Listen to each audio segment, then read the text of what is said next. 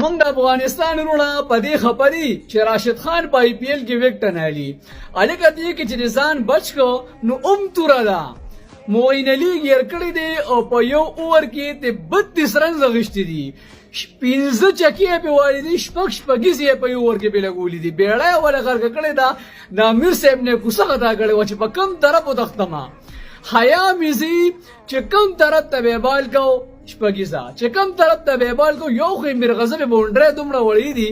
چې لیګ سپینر به گیر شي نظام نشي خلاصولې چې کم طرف ته لاړ شمه دا غریب مکمل رنگ غړولې دي میچ ګندې ټوټل څه بدلوي ما د کې کې ار په دغه کې راغلیو خالد کې راغلیو او چې دې غریب له اور ورګو په یو اور کې د شي بل طرف ته واړو هغه پارات دې کوڅه شي دی او ته ولاړو چې پټې ته واړو نو په داسې حالت کې چې راشد خان صرف ځان بچ کی غنا او 10 منټه پونډره کې نو شکر وباسه